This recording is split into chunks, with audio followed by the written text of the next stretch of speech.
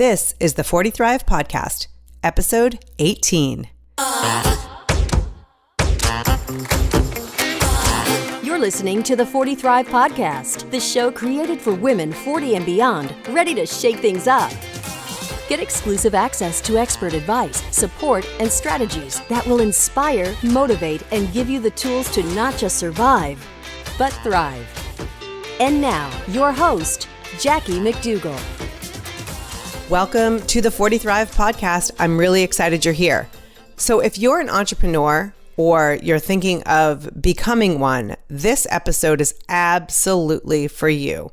Katie Krimitsos is a badass powerhouse entrepreneur, but the thing I love about her is that she's constantly evolving into exactly who she wants to be at any given time in her life. So Katie's a new mom of two beautiful baby girls, but she's also the founder of Biz Women Rock and the new Meditation for Women podcast. I say new, but it's really been around for about a year now.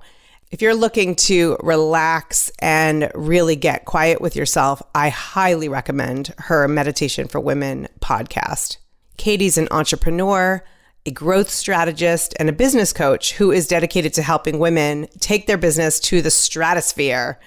She is a ball of energy that I just love to be around. And I've actually worked directly with her, and she's helped me in my business in ways I couldn't have imagined. So before we get into the conversation I had with Katie, I want to send a huge thank you to those of you who have rated and reviewed the 40 Thrive podcast on iTunes. In fact, I'd love to highlight one of those beautiful reviews. So LAHC1 said, "My favorite podcast, inspirational, motivating, entertaining. Jackie brings it all. If you're a woman over 40, this is a podcast you need to follow." Thank you so much for that review. When you rate and review the podcast, not only does it keep us going, but it helps other people discover the podcast. And so please, if you can take a couple of minutes and just head on over to iTunes or wherever you listen to the podcast and give it a rating or a review. Of course, I want you to be honest with your review, but I really appreciate you taking the time and doing that. So thank you so much, LAHC1. Now, here's my conversation with the one and only Katie Krimitsos. Katie, I am so happy to have you here. I'm so excited to be here. If anyone's ever been in the 40 Thrive Facebook group, you see that there's a lot of empty nest syndrome starting. You see a lot of people changing careers and kind of wrapping up what they may consider their old life. But girl, you are just getting started. I'm one of the crazy ones who is starting a family, right around my 40s. So I had my first daughter at 30, I think I was 36. And then I just had my second daughter literally 2 weeks before I turned 40. So yeah, I'm just at the beginning of this road. I love it. And you know what? You're not the only one. There are plenty of women who fall into the same category. And so you're representing today the young moms, right? I had somebody explain it to me one time. It was a friend of mine, but I was 35 and he was starting to give me hell for not having kids, and I feel like a lot of women unfortunately get that crap of, oh, you're 35, you better get close to having kids. Come on, let's go. Wait, right? And it was some guy? Right. Yeah. Don't even get me started on that. Anyway, but he had kids when he was young and he was in the middle of all these great, kid things. And I looked at him straight up and I said, listen, the way I see it, I either get my adult freedom at the beginning of my life or towards the end of my life. And I just, kind of chose to have it at the beginning. I mean, there's the fact that I didn't really even meet my husband until we were 30, there was a lot of that stuff, but I was like, okay, so I had the youth freedom as an adult. And, I have plenty of friends who are 40, 43 right now, and their kids are 18 and off to college. And I'm like, oh my God, that's a whole different freedom. And I'm like, that would be awesome. But, just different life. Absolutely. And, I'm one of 13. And so I have, my oldest sister is 15 years older than I am. And then my youngest brother is 11 years younger. Oh my God. So there's 26 years. Yeah. Don't get me started. Would be pregnant or breastfeeding. That's a long time, girl. Right. But my whole point is that, my parents were young parents, 19 years old. And then not so young parents. And so it's interesting because I think there are pros and cons to both sides. Yeah. But you tend to meet people who are so vocal with their opinion of which side it should be on, Yeah. you know? Yeah. And at the end of the day, it's like, dude, this friend of mine who is like 43 and their, kids, their last kid just went to college and they're out traveling the world. And I'm like, oh, that looks so awesome. And I'm just in a different place. There are some cons to that too, so yeah. Well, but I see that with you because, for those of my listeners who don't know you, they will now and forever because they'll follow you because they will adore you as much as I do. Aww. But, you are doing so many things. You are empowering women through business. You are coaching. You are creating podcasts, two totally different podcasts. You are constantly coming from a place of service. At the same time, you're there for your babies and you're doing your mom thing. And I think that I see in you kind of permission to be whatever it is that you want to be that maybe we wouldn't have been giving ourselves at 30. Yes. I just got goosebumps when you said that because the whole time as you were describing that, what I'm so grateful for is that having waited until I was 36 to have kids was that I had a pretty damn good sense of who I was, and I feel like, not that I didn't at the age of, 20. I mean, I have always been pretty in tune with who I am. However, evolve that and fast forward that 16 years past 20, every single year I get more and more in tune with who I am and more aligned with what I'm here to do and who I want to be in this world. And so even at the age of 39, when I had Savannah, my youngest, I feel like I'm a completely different mother than I was 4 years ago. So I think that that's a massive advantage because I have known, okay, here's what's important for me. And therefore I am confident enough in myself to know how to give myself permission to do what it is that's important to me. All of these things. And it's kind of a new thing, I think, in the world of women and business and babies that we're allowed to do whatever the heck that we want versus if we wanted to, however many years ago, and this actually probably, I'm sure this still exists. I just don't live in this world. If you want to have a successful career, then your family needs to come second. Or if you want to be a great, I'm putting that in quotes, a great mom, then you need to put your career on hold. And I have just found that by knowing myself, I know that I am the one who gets to create what I want it to be. And those are all just stories that I can choose to believe in or not. And so it takes a lot of proactive work, head work, and, like physical maneuvering of lifestyle in order to create that. But I mean, we each have that power. Right. But, you make a good point because this is not the case in all industries. And so if your goal is to be president or a partner in a law firm, it's very different than somebody who is building their own business from their home. And so there are choices to be made, in the beginning in order to have both of those areas of your life. Yeah. Well, I say yes and no to that because while I don't believe that, look, I live in the space of entrepreneurship. And so I am entrenched in that. However, like I knew a woman who, a very dear friend of mine who was an attorney who was, climbing up that ladder to become partner. Like this is why it's finding this exact example. And she became partner and then decided to have kids, had kids, and then realized, okay, because she was partner, she had the ability to basically have a nursery in her office. And she brought her nanny in there and she was able to work there amongst the partners. And she just made it work for a couple of years. And it worked really well for her until she then decided to open her own office. And since then has sort of created what would work for a working mom who's the partner of the partners, right? And she has basically a daycare provider who comes in, watches not only her kids, but anyone who works in her office X amount of days a week. And that's what she gets to create. So I think that there's, while yes, no matter what path that you're on or situation that you're in, there are absolutely parameters on on what you can or can't do, you ultimately do have the ability to like maneuver stuff, even if it's you get to be the partner. But I mean, they're really great partners who can work with you on flexibility of schedule or whatever that is. There's always a way to get what you want. Right. But there's something that you're saying that I definitely think we should dive into a little bit deeper is she became partner first.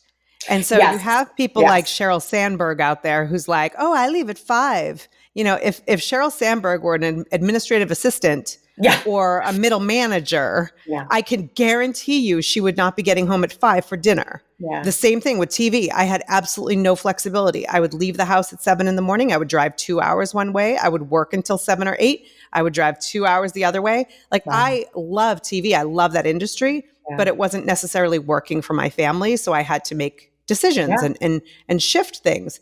But I think it does women a disservice when we don't talk about the realities of starting a family and wanting to be all things to all people, which is a whole other topic we'll have to get into, but not being at a level where you can really write your own ticket while you're under the roof of a larger corporation. And that's where I feel entrepreneurship comes in and provides both of those opportunities to be around, to do, I pick up my son from high school every single day. And and this is not a judgment on people who don't, but the second I see him, I get about 10 minutes where he's going to share things that happened. And I cherish that so much. But guess what? I then come home and work my ass off for the rest of the afternoon. And so it's all about flexibility. But I do want to at least give a acknowledgement to those who aren't necessarily in a position at a corporation or at a job where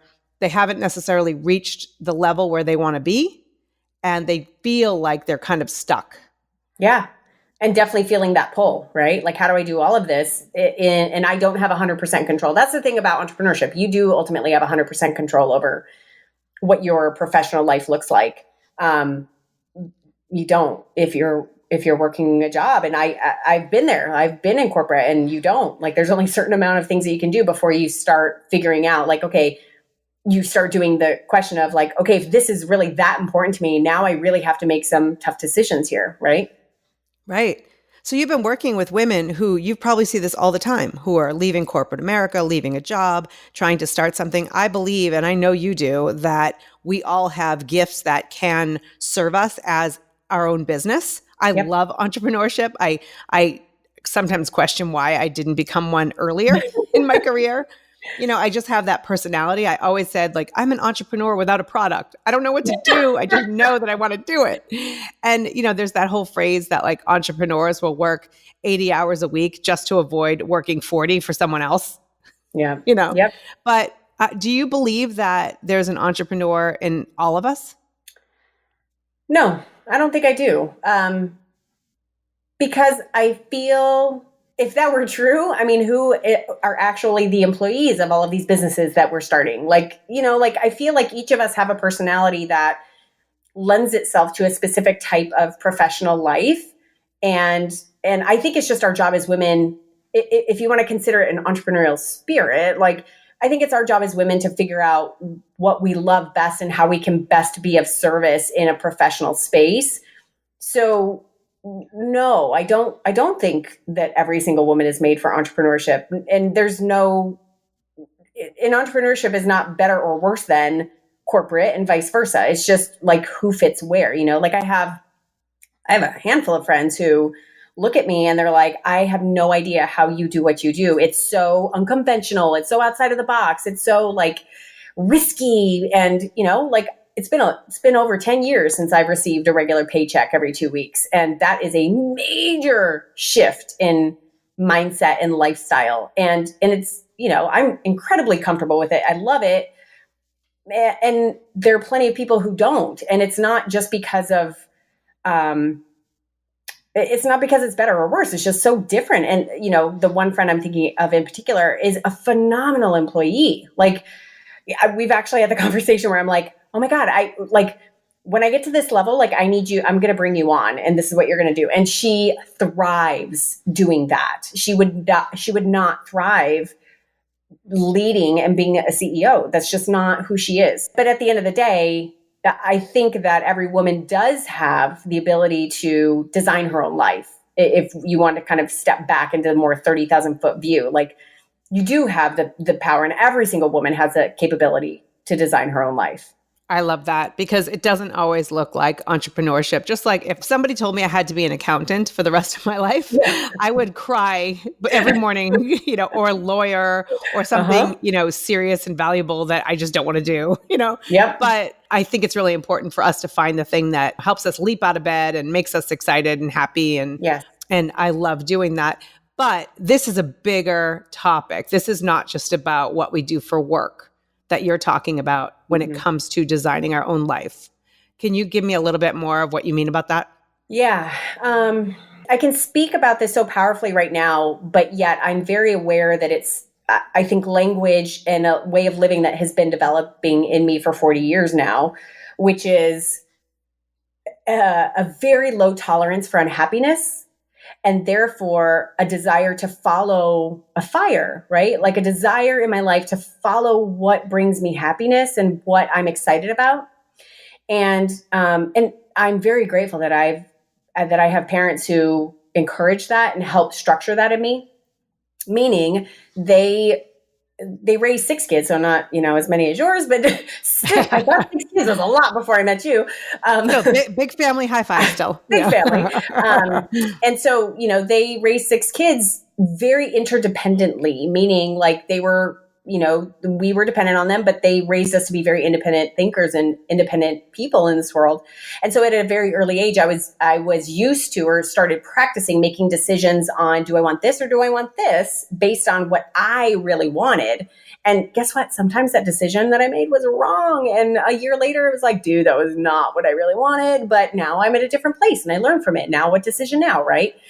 So I guess some sort of a backdrop to this is the fact that over 40 years, I've been put in situations, as I'm sure you have listening, and I know you have, Jackie, every single person has, I'm like, what do I do? Right? Like, this situation is coming up. What do I do? And now I have to make a decision on that. And every decision I've made has helped me realize, like, it's normal human behavior. You feel good. I want more of that. That feels bad. I want less of that. So, so this idea of designing your own life, entrepreneurship was a giant and has been a giant factor in that, because it's been a manner in which, a methodology in which I can actually enact that, have my freedom to design how I want to bring in money, to design how I want to be a professional, to design how I want to be of service in this world in a way that looks like a business, right? And so, 10 plus years of entrepreneurship now, I have tried to figure out and knowingly been on a journey of like, what do I want this to look like? And even in the space of business, by the way, there's no one size of business. It's like, well, what kind of business model do I want? What kind of services do I want to provide? How do I want to provide them? Like, what feels good to me versus what all the other templates out there are telling me? And then, this other whole component called a family life. Well, what feels good to me in there? So I know I'm talking very broadly, but all of those pieces, I always follow my joy. And I think that sounds so cliche, but it's so true. Like, what makes me happy and how can I get more of that? And I'm sitting here talking to you, a relatively newer mother of a 4-month-old and a toddler, 3.5. And the decisions I'm making now with a 4-month-old were very different. And what I want is very different than when my older girl was 4 months old. And so we just keep evolving. And so I'm a big believer that as long as we keep tuning in to like who we are, what we want, like, and really making decisions out of that, we can't go wrong. And we just start seeing and piecing together this life that we really love. One of the things I really respect about you is your transparency. And, in your Biz Women Rock Facebook group, which if you're a woman in business, you should be in that already. But you are so honest when you make a decision that may work, may not work, may work for a short time. Mm-hmm. But you are so honest and open about, hey, I made this choice. it's not paying off the way I thought maybe it would. So I'm going to shift over and make another choice. And that's one of the things that my husband and I agreed to a billion years ago when we got married was if we make a decision and it's not working, let's make a new decision. It's Yes. not like you have to beat yourself up like, oh, I was wrong, I'm a failure. I mean, I will tell you right now, I went through that this week where I just posted on Instagram, sometimes you feel like you're failing, but in actuality, you're just at the beginning. Like, why are we Yes. always like, why do we start something? Can you imagine if we started running and we're like, I didn't finish a marathon in my first week? Like, nobody would Yeah. ever do that. But yet in Yeah. business, we do that. We try something and it doesn't pay off right away and we start beating ourselves up. But you talk very openly and honestly in your group with your clients, which I have happened to be one, about some of the choices that you make. Was that always something that you were able to do? Or when did you realize that vulnerability wasn't something to run away from? Oh, that's a good question. Well, thank you for that. That's very kind of you to say all of that. And the response that I get, because I humbly hear that a lot, the response that I find myself giving a lot is I don't know any other way to be. I learned the lesson very, very early on that I don't know how to show up fake. I tried that in junior high and it didn't work for very long. So We all tried it in junior high, my yeah, friend. God. So I feel like I've always been an infant, a kid, a toddler, a kid, a teenager who just sort of spoke my mind and would learn whether that was acceptable or not based on other people's opinions, right? Or their reactions. And so sometimes I would choose to stuff it away or shy away, or sometimes I would be like, okay, I don't care if they don't like me, whatever, I'll just do my own thing. But I can remember one point in particular. I was in college, and I just remember this because this was like an enlightening moment for me. And I remember I must have been a freshman, so what, 18, 19 years old, and I'm talking to a girlfriend, and I'm telling her about some moment of doubt. I don't even remember. Maybe it had to do with boys. I mean, everything seemed to be about boys back then. But like, I remember I told her something about something that was really hard for me to deal with. And, oh, this is challenging or blah, blah, blah. And I remember she looked at me and she was like, oh my God, I thought I was the only one who felt that. Thank you so much for sharing that. And then we continued on this incredibly connecting and electric conversation. And that was the first time. So at 18, 19 years old, I was really aware, wow, when I share something deep or vulnerable or just very authentic about myself, it has the power to connect. So I never connected vulnerability with pain. I always connected it with connection and depth and togetherness and love ultimately. And, she and I are still friends to this day. And she still tells me that, will give that back to me. Like, God, Kitty, you just have the ability to like make me feel like I'm not alone. And I guess for me, that's something, if you had to ask me like what my number one gift is, I think that's it, is that I just, at the end of the day, really want us all to feel connected and that you're not alone and that we all go through this stuff, whatever this stuff is. And I wouldn't say that I'm particularly good at being able to do that. I just am super comfortable being open and being vulnerable, but I do it with a very real intention to connect. Right. You do so much marketing for your business online in a space where everything is shellacked and pretty and, photoshopped. And so to show up as yourself, you're really kind of disrupting the industry a little bit. And, some people, well, I have to give you an example. So I ran a program and somebody had said to me, honestly meaning it as a compliment, but she said, what I love about you is you don't have to show up perfectly. You just do it anyway. And my ego was like, but I know she meant it as you're giving me permission to do my thing and not be perfect at it.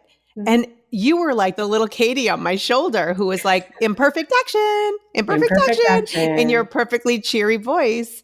But that's one thing. I mean, if I could say the most important thing that I have learned from you, one of them is the ability to show up in imperfect action, because we spend a lot of time, we could talk about business, but also in life, where we don't jump because we need to know the temperature of the water. We need to know how deep it is. We need to know, if anyone's peed in it in the last 48 hours. Like, we need to have all the details before we take a dive into the pool.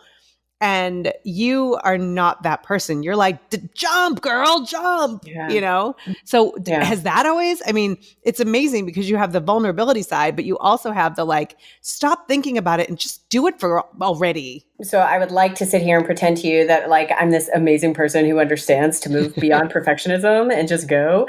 But everything that you just described has been a learned skill. I think something that actually was innate in me, and I'll describe why.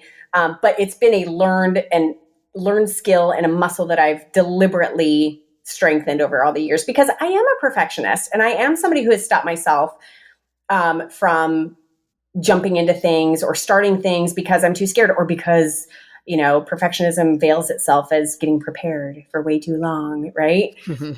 So two things here. First is that I don't know why this exists, but I really want to get the most out of this life. I am amazingly aware that there's only a certain amount of years that we have here. And I don't want to waste that time. And I have a mother who I grew up with who, in contrast to the don't look at my driver's license, don't ever show anyone or tell anyone how old you are woman, that was not my mom. My mom was like, every year, I'm so excited to turn 32. I'm so excited to turn 64. She's just that woman who lived, both my parents, they just live in the juice of life. They live so presently. And so that was my motto growing up. So why would I ever feel shameful about aging? There's none of that. Why would I ever feel weird about all that stuff? And they also instilled in me this desire of just follow what you love and money will follow. Follow what you love and everything will figure itself out. So I want to have a lot of experiences in life. I want to collect memories and experiences and hugs and laughter. I've always been like that. And then I will say that my husband is somebody who has really enhanced that significantly in my life. Because even with that personality of mine, I absolutely can be, I also have this other side of me, this might sound really ooh, super creative, and yes, she does everything and fearless, but I absolutely have the side of my personality that's super organized and let's figure out every detail and let's not press go until it's good. Let's make 1,000% sure that this is going to work before I even go there and trade this thing out with that. And so when my husband came into my life, when we were 30, he just was this breath of fresh air of throw caution to the wind. What do you have to lose? And he's that constant voice in my head of he's got this great term called start ugly. Just start ugly. Just start, because you don't know. Isn't that a great term? I love it. Because he just says, he's you just don't know. And when I met him, he was just starting a business, but he had, at the age of 30, he had already been running some sort of businesses since he was in his teens. So there's this certain concept of he came to the table already in our relationship of being somebody who is relatively carefree and uncaring about the stable, quote unquote, things in life. Those things didn't matter. What mattered was people and experiences and what you're going to do in this world. And you can't do that if you're going to stay behind perfectionism.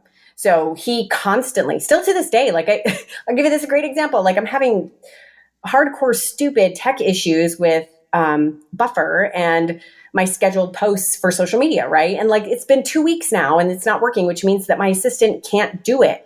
And I've been trying to work it out. I've been trying to maintain it myself, whatever. And he's like, Katie, why don't you just have her go create the content and you just have to go pull it out? Just think a workaround until it gets fixed. I'm like, oh yeah. He's just that guy who's always just go, just try, let's do it. And so he enhances that tremendously in me. That's so important, because whether it's a significant other or a sibling or a parent or a neighbor or some stranger on the internet, we all need someone in our corner. And I find a lot of times there are women, especially women over 40 that I meet, who want to try things and they don't have that support, and it's super hard. It is hard enough when you have support. So my husband's going to kill me, but I want to share something with you Woohoo. yesterday. So when you were trying to start your own business, and I really am at the beginning of starting my own business, really, when you think about like the long-term game, Yeah. it can sometimes, it's the highest of highs and the lowest of lows. So I sent him a text yesterday and I said, I'm really trying to push through, babe. This is so hard. And I'm really fighting against so much self-doubt. And it Mm. took everything in me to send that, but I needed to get it out so I could kind of move on from it. Because Yeah. if you just sit with it and you judge yourself for it, it increasingly gets worse. So I Yep. have to tell you how he responded. And Please tell me. I'm a little teary. He said, I know you are. Please believe me when I say you're killing it. I support you 100%. We never know how long or hard we have to push before we break through a barrier to success. I just know you can't stop. I'm crying. Oh, I love him. Seriously, like, that was exactly what I needed. I mean, people need to understand that we can put stuff out there. We can be like, join my new program and this and that. And, maybe the first day, 2 people show up and then one of them backs out or whatever it is. I mean, ultimately it grows, little by little and it works out. But there's so much self-doubt and there's so much fear that it's okay. So if you're listening and you're thinking, oh, they're talking about being entrepreneurs and making, if I hear one more person, like 6 figures used to be enough. Now all the freaking marketing people are like 7 figures. I'm like, son of a bitch, I just got to 6. Like, slow I just down. got my head wrapped around that one. Come on. Right? It's replace your income and this and that. Well, if your income was pretty good and you're not even close to replacing it, I get it. I totally get it. So I think one of the really important things that we can do is to be honest about the process and to be honest about the fear. Yes. You mentioned the word fearless. I think the word fearless is absolute bullshit. Yeah, I agree with you, actually. I'm 100% in agreement with you because fear comes up no matter what. Like, there is fear. It's about how you react to it and what you decide to do with it. But I want to make sure to address this. The exact point that you brought out, which is it's so important, no matter where you are in this journey, and I don't know what this journey is for you, but no matter where you are in this journey, it's transitional, it's transformative, it's evolving, and it's so important to have that inner circle with you. And this is like that inner circle of people, just like your husband is for you. And I have like my inner circle of people that I tell kind of like the worst of the worst to. And oh my God, I'm, and believe me, Jackie, 10 plus years into this journey, this business journey, I still have self-doubt. Oh my God, is that the right thing? Are people going to like me this way? Or all of that stuff still comes up. It just looks a little different, or it still comes up and now I know what to do with that right away. Right. But it still comes up and I still need I still need my inner circle to help me through it, because answers like your husband gave you are invaluable, because what they do is they completely blow up that wall that is just stood in front of you. And now you can walk through it just with one text, right? And so it's so important to have, that's why the 40 Thrive community, by the way, if you're not currently a member of the Facebook group, please go join.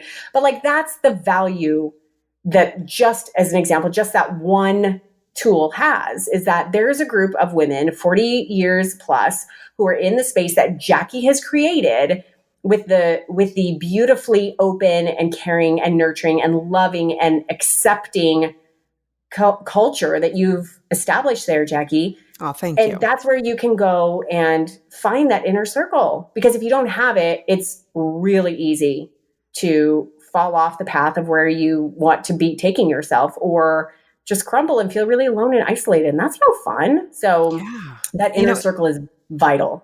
Absolutely. Because I feel like there's such a conflict, right? So we talk about no better time than over 40, and you can prioritize, and you look at the world in a different way, and it's so great, great, great. But on the flip side, your body is like, no, we're not going to do that anymore. We're not going to produce those hormones anymore. All of these other things that you may or may not be going through. And so it's really conflicting to be feeling like you're at the end of something and yet trying to remind yourself that you're just at the beginning of something. Yeah. And so Yeah. I think it's really important to be able to be honest and go, oh, wait, today I feel like a rock star and tomorrow I feel like shit, you know? Yeah. Yeah. And perfect example, like, and, I do a lot of mindset work, which means that I do a lot internally to help shape my mind so that the world I see is that, right? Which means that I am constantly bucking a story called you can't have a new baby and a thriving business. And there's a gazillion other stories that I'm combating all the time or recreating or restoring, right? But that's one in particular I'm going to identify because I'm like, no, I'm not going to slow down. I'm not going to slow down. Like, I'm not going to believe that. I'm going to still be a phenomenal mother who gets the quality time with both my girls that I want. And I'm still going to have this thriving, growing business that makes an impact in the world and makes a dent in my family's income, right? Like that's my goal. I'm a little bit of a rebel by design. So it's like, no, I'm bucking against that system, right? Now I say that and that sounds really pretty, but the everyday of that, Jackie, is not so pretty sometimes because there are sometimes when, I had a babysitter scheduled to be able to go off and do some work. And guess what? My oldest got sick. And so boom, there goes that. Like, no, I need to be the one to be with her. Like, and so, no work getting done during that particular day or, there are very real things that are making me slow down right now. And I simultaneously love that. And I'm so frustrated by it because I want to run at a gazillion miles a minute in my business right now. And so I have to find peace there. So, it's so multifaceted and multidimensional that, and it's real. And that's, again, it's a tricky space, right? It's a tricky age. It's a tricky time of life. Right. You touched upon 2 points that I want to bring up. One of them, mindset, and the other one, finding peace. And so one of my favorite things to discover are, new products and services that were created specifically by women who felt a need in their life to have this thing and it wasn't actually available to them. So they're like, screw it, I'm going to invent it myself, right? So there are so many things out there. What is it, like the necessity is I don't know, I forget the phrase. The key to all invention, something like that. Something like that. But you, as this, like, when I think of you as like a cheerful, smart Tasmanian devil. Thank you. I think my husband would agree with you, actually. But, last year, meditation has always been something that's extremely important to you. You talk about the benefits of getting quiet. And so there was not necessarily something that was out there that really spoke to you. So you're like, hey, I'm not busy making babies and having businesses, that I'm going to create something called Meditation for Women. So can you tell my listeners, I know that they're going to be all over this. Can you talk about that? Yeah. So, I feel like we have to bring down our voices and get really calm while we talk about this. I know. So here we go. Namaste, beautiful. In through your nose, Katie. I know. This really starts with, I'll give you the brief story that will give you the backdrop of it. So I was Tasmanian deviling it through my business, Biz Women Rock, loving every second of it. Timestamp was a year ago, early 2018, and was really on track to triple my business for the year. Was super excited about it. It was legit happening. And then we found out we were pregnant, which wasn't unplanned, but it wasn't according to my plan, which was supposed to happen later on in the year. Hello. But apparently that wasn't the case. So we got pregnant and then it all changed all of a sudden. Because all of a sudden I was like, oh, this thing that I had planned here. Yeah, I'm actually going to be like 9 months pregnant at that time. Or this thing that I planned here, I'm actually going to have like a 3-week-old at that time. So hang on here. And what I had been planning in my business, in Biz Women Rock business, was very high touch, super high quality, super high touch, i.e. lots of me showing up at a certain time in order to deliver services. And and all of a sudden I was just like, I don't think I can, or I don't think I want to do that. It's not that I couldn't. I'm like, that feels like that's not the right thing for this phase of my life I'm about to enter. So I got really depressed about it. I got to be honest with you. I got really depressed for two reasons. Number one, because I was like, I don't know what's ahead. And number two, I didn't know how to deal with what was currently going on, like all the promotions that were needing to happen right then and there in order for the next phase to happen in my business, right? Like I literally just sort of like paused. And so for about 7 weeks, I literally did nothing like other than I didn't promote anything. I didn't open up anything new. I just kind of dealt with whatever I was dealing with in the business, or just, like serviced whatever I was doing in the process of doing at that point. And I allowed myself to be super quiet. And I allowed myself to go. I also wasn't feeling very well either. I was in the first trimester yucks. So I was going on a lot of walks with my husband. And thankfully, as part of my inner circle, he just lets me vent. And one day I'd be like super excited about continuing with Biz Women Rock in this manner. And the next day I'd be like, I don't want to do this. I just want to maybe I'll just be the stay-at-home mom, and I don't know. And so he would just hear me and let me talk it out. And during one of our walks, I was like, maybe I'll do that meditation idea that I had. And earlier on in the year, I'd had this idea when I was sort of brainstorming out, what would happen over 2018. I had thought about a meditation podcast for women.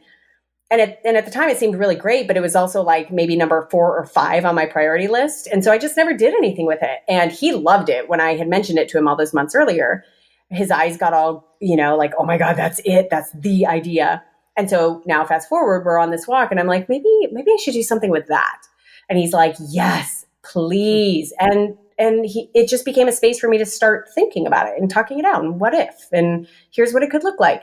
And there were 2 major reasons why it made a ridiculous amount of sense for me.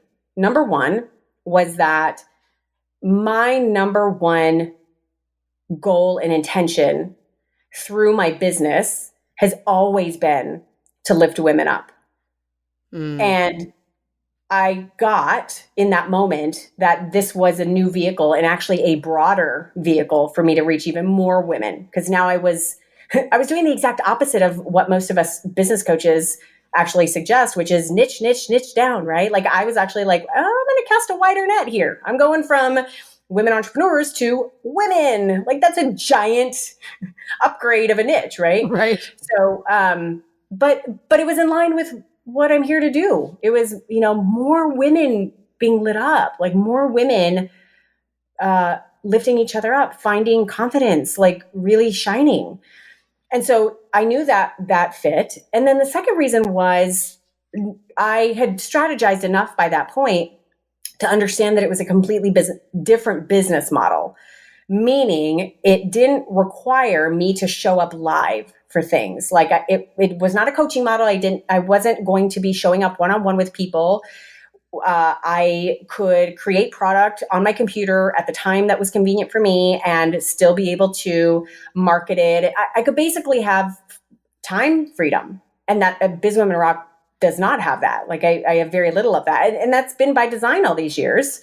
But all of a sudden I was like, well, the life I'm about to have with a newborn and a toddler, that would be really awesome to have time freedom, just to be able to decide when I want to be mommy and when I want to work, and be able to have total freedom over that. So those 2 things made it totally an automatic yes for me to say yes to. And then it was just a matter of the logistics of it. So Meditation for Women, which is really under the whole banner of the Women's Meditation Network, is the first podcast that came out, and it launched back in July of 2018, and it has gone gangbusters. Like literally, the stats I looked at last night, I think I'm just about to hit about 90,000 downloads for this whole time. Wow, my numbers have and that's for your doubled. Podcast.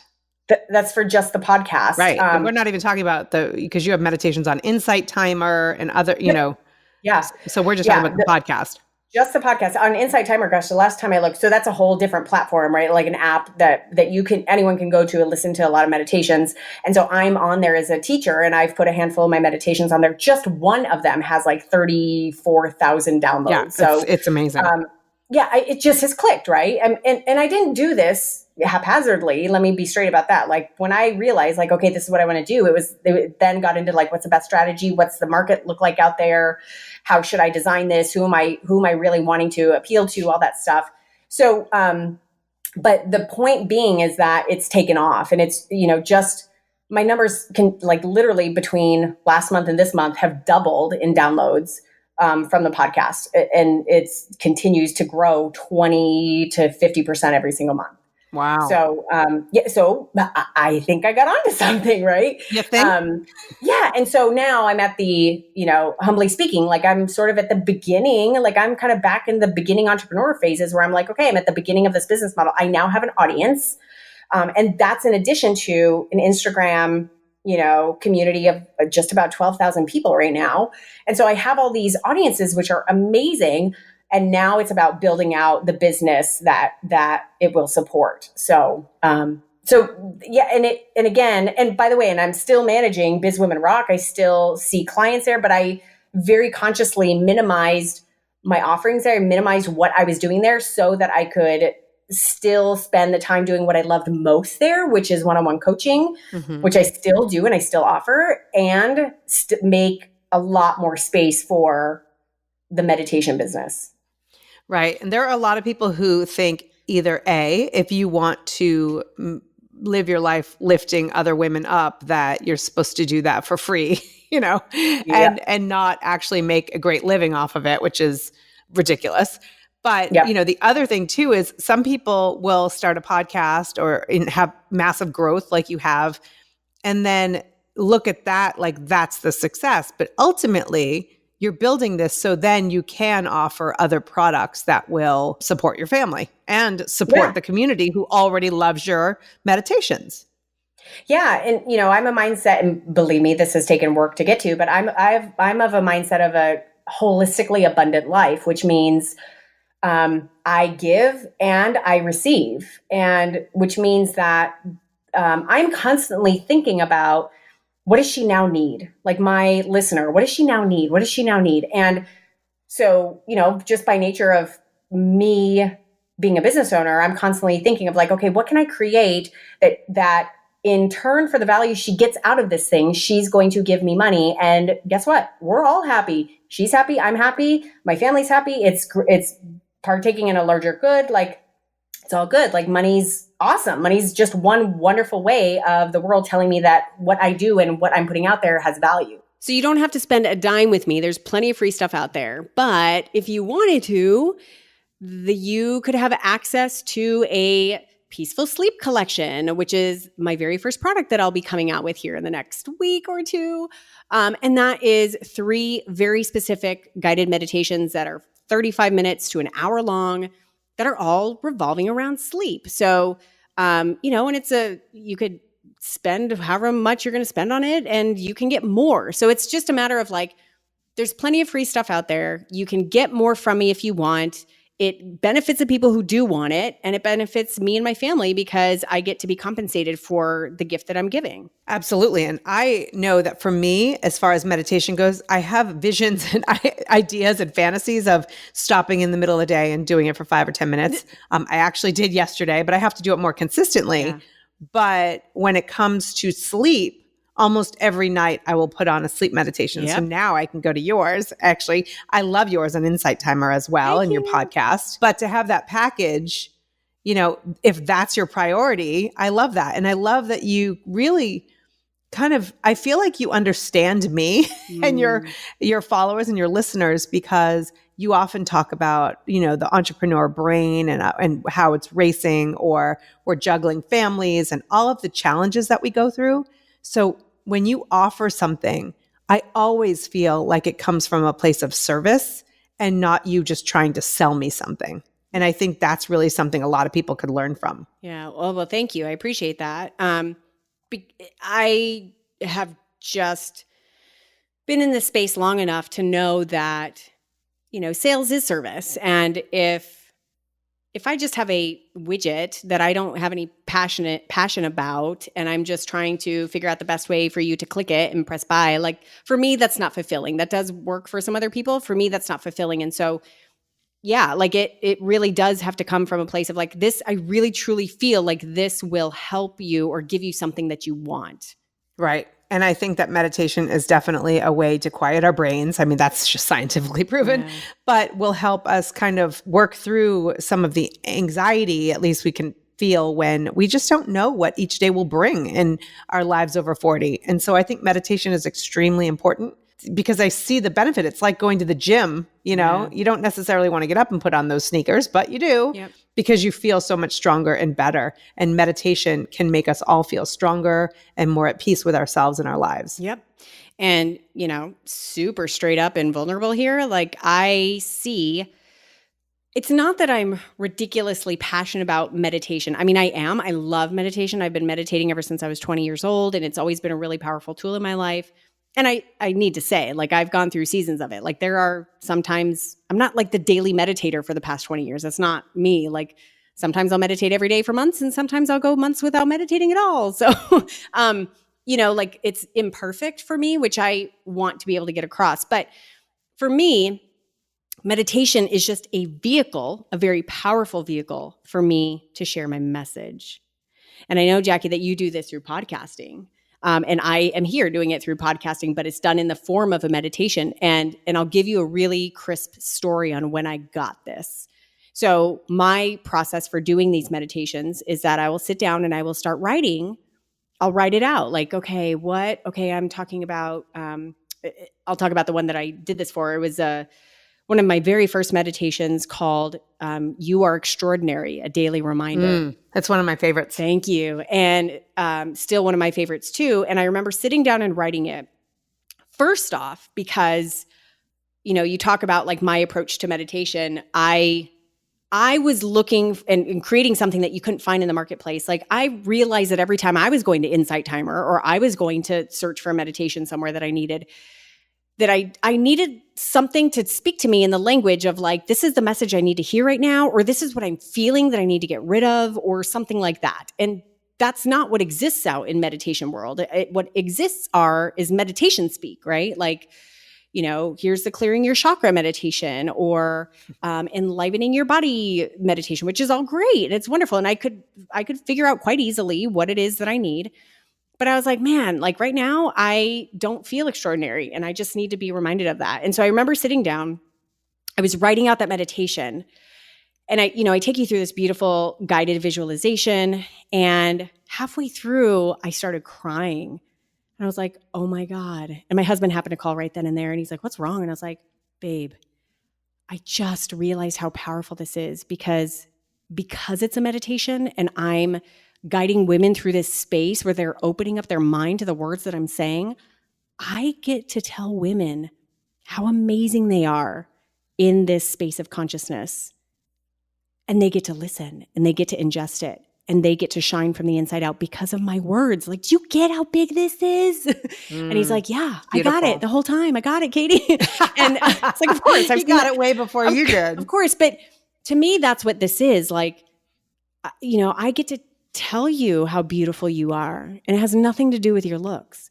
I get to tell you how powerful you are, and I also get to tell you that it's okay when you feel like crap and you feel like you're not good enough.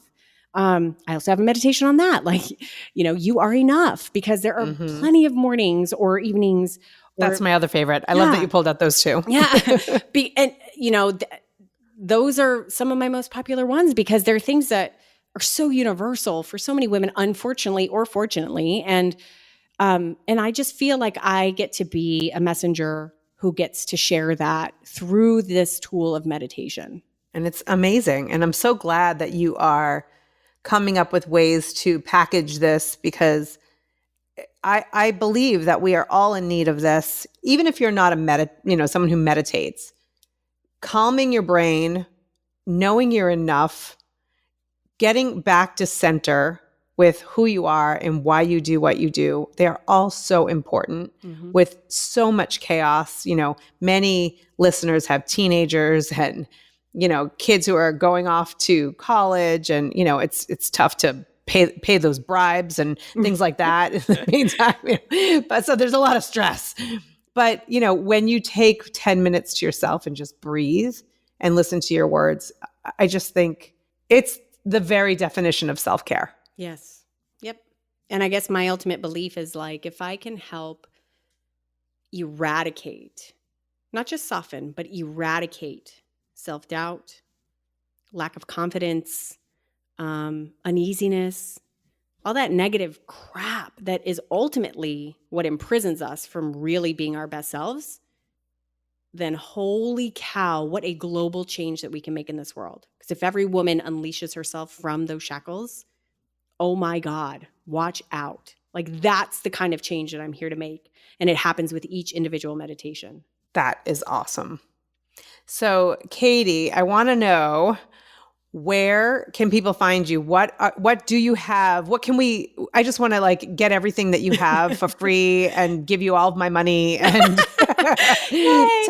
tell me all the ways that we can work with you.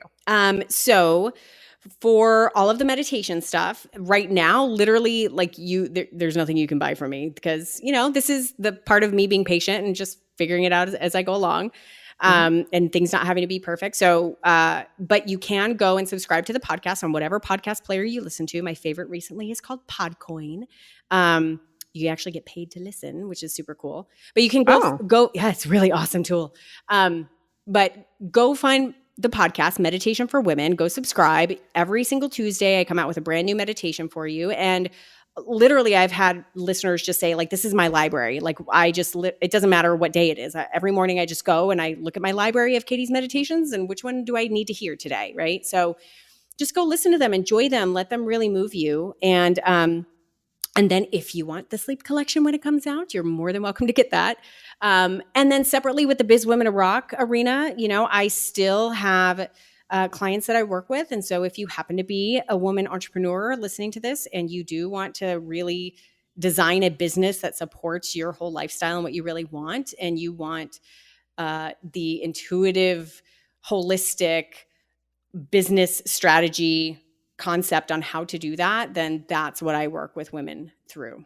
Awesome. And, even in 3 months that we worked together last year, I launched 2 programs. Yep. One of them for podcasting and one of them, the 40 Thrive Reboot. Both of them extremely successful. Woo. And I hosted a full day event all under your support and mentorship. So it's funny because I remember it was around that time I said to my husband, I just feel like I'm not doing enough. And he just started laughing at me. And I told you and you were like, will you please look at your calendar and everything that you've pulled off in the last 3 months? You're doing plenty, girl. You're doing plenty. Yeah. So, but I'm just saying that with your help, I am a firm believer in mentorship and coaching, however that looks, whether it's paid or it's your cousin or the neighbor down the street who may be ahead of you in the same type of business. Find some way to really develop those skills and to work with somebody who's further along than you are. Yeah, absolutely. And we always learn so much when we are outside of ourselves or we have somebody to help see outside of what we can see by ourselves. So I thoroughly love doing that. It lights me up every single time with every single client that I've had the privilege to work with. That's awesome. And then before we go, something I ask all of my guests, what does it mean to you to 40 Thrive? Oh, I just light, shining, beaming, totally unapologetic about the life that I'm building and the choices that I'm making. That's what it means to me. Beautiful. Katie Krimitsos, thank you so much. Jackie, thank you so much. It has been such an honor and such a pleasure to be here. I really do appreciate it. Thank you so much for listening to the 40 Thrive podcast. If you're looking for some more strategies, tips, and tricks, don't forget to head on over to 40thrive.com and download your free 10 tips to start thriving today. I created those specifically to help you take bite-sized nuggets and be able to change your life one small step at a time. So go to 40thrive.com and just download it there and let me know what you think. And if you haven't already, join us over on Facebook in our private Facebook group to connect with other women who are just as passionate about thriving in this age and stage of life. I'll catch you next time. Until then, keep thriving.